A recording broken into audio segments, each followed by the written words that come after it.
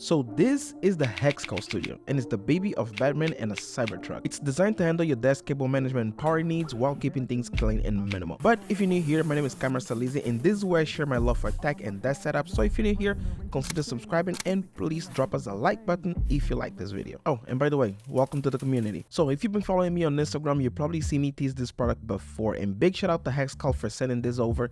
And just to be clear, this review is 100% honest, and Hexcal does not get to see this before it goes live. Now, first impressions, it's got a solid metal body that gives off a slick and minimal look. It's almost like I said in the beginning, Batman and Cybertruck had a baby. It will look almost like this thing because of their sharp edges and of course the dark theme. This thing has 8 power outlets on the back, and the legs are fully metal with a chrome coating. Since the legs are threaded, you can extend them using the adapters that come inside of the studio. And initially I wanted to use it in the lowest setting, but it was squishing my audio interface and my dock, so I had to extend the legs, and now I have to deal with the space, but I'm gonna figure that out later. Now, the biggest selling point about this is the top compartment, which is designed to handle all your desk cables. Of course, my desk is already cable managed, and if you guys haven't seen my cable management guide, go check out. I'm gonna put the link in the description below, but I still found some cables to test, and it kind of worked as expected. So at the back of this, there's a pass-through area that you can route cables to keep everything kind of nice and tidy, and on the front there's a light bar, which is probably one of the most unique features about this. You can adjust the brightness, temperature, range, and you can save your preferred settings. Just in case you have kids or you have other people that use your setup and you think someone might come and mess with it, this is what the setting is for, to save your preferred settings. Now, the first thing I wish this thing had was a backlighting for a bit more ambient lighting on the back, but since I already added mine, it's not a deal breaker to me. On the left side, you'll find bridging ports, a USB-C, and some USB-A ports. One of the USB-A ports is for power, and the other ones are for connecting an SSD or storage device that you might have. For those of you who need extra storage but don't want to clutter your space, and those devices can actually fit inside of the studio, this is perfect for you because you can just have it in the enclosure and use those cables to take it directly to your device. So the way that I decided to test the studio is by adding a charging station inside. This is where I'm going to connect a cable to charge my iPad, my TimesGet display, my iPhone, and my Apple Watch. Yeah, and there's a built-in wireless charging pad as well. But here's the downside. The charging pad makes you lay your phone flat, which doesn't work well for me since I need to keep my eye on notifications because I work online all day. Plus, the MagSafe doesn't charge well on non-MagSafe pads, so that's a miss for me, but that's not their fault since Apple has designed the MagSafe to work this way. If you happen to have an Android that charges wirelessly, you should be just fine and getting enough wattage out of this. I just don't, because I use an iPhone. And I also wish there was a spot to charge my Apple Watch, but that's not included. And don't worry about it because I have a perfect solution for that. One thing I'm using with the studio is the Chrono docking station, which doubles as a stand for my MacBook and keeps everything tidy in just with one cable connection. This is a solid setup because I don't have to change anything from my dock, but basically I'm having 2 docks at the same time. Also adding a mini PC by Ace Magician. Now, this is a Windows machine I'm testing for some 3D printer projects and gaming on Steam, so bear with me. I've been on Mac for 14 years and this is new for me. It's the first time I'm touching a Windows system since that long. But I'll keep you posted on how that goes and maybe even do a separate review for that. Now, this machine has got 500 gigabytes of storage with 32 gigs of RAM and an AMD Ryzen 7 with a 1.8 gigahertz processor.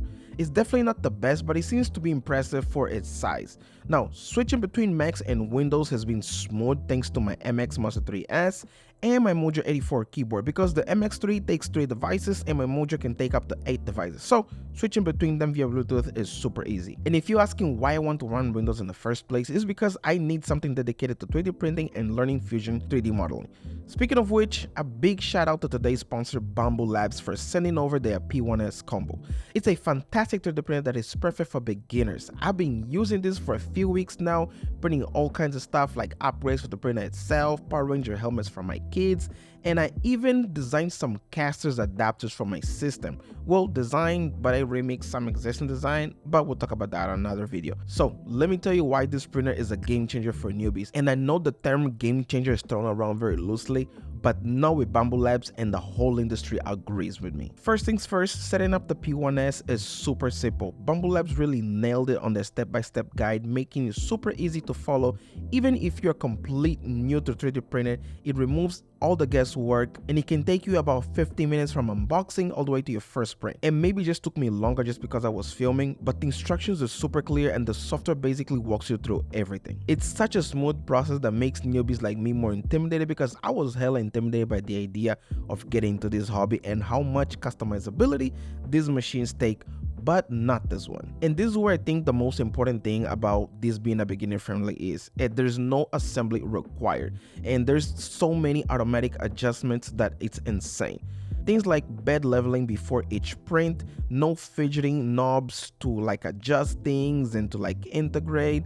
Everything is super automated and perfectly level before each print, and you don't need to worry about it. Another distinct feature about the P1S is that this is a fully enclosed design, which helps you print more advanced materials like ABS, PETG, and nylon without warping. This is a huge deal because you don't need to worry about temperature fluctuations around your space to mess with your prints. This is something very huge in the 3D printing community, that the ambience of your space can actually mess up with your prints.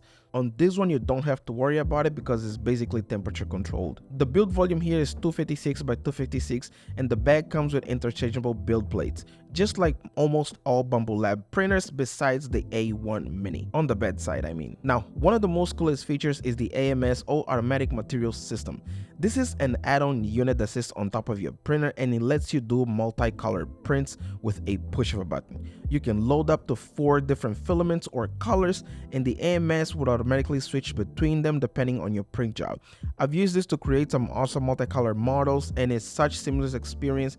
There's no manual filament swaps mid-print unless you're using a material that is not compatible with the AMS, but those tend to be more advanced filaments, so don't worry about messing with that, especially if you're a beginner. And for anyone getting started, Bambu Lab has a website called makerworld.com, which is an incredible resource. It's packed with 3D printing models for free and tutorials on how to assemble those prints, which is offered and shared by the community. But there are also other websites like Tangs, Thingiverse, Nico Industry that you can get a ton of free and paid stuff.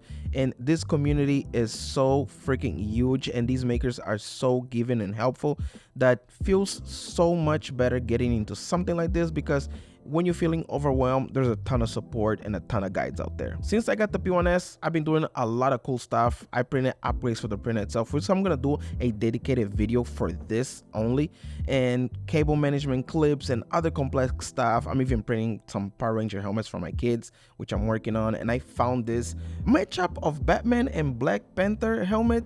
So I'm still trying to decide if I keep it in this color or I paint it, but this thing looks so damn dope. I'm not gonna put it on my head so you guys can see it because it squishes my head. I didn't nail the size, but it's a nice conversation piece that's gonna stay on the setup. Now, here's the deal with the studio. My biggest issue is the productivity side. Since I don't have place to charge my phone, my watch, prop up my tablet, or even have some storage, I went ahead and 3D printed my own solutions for that.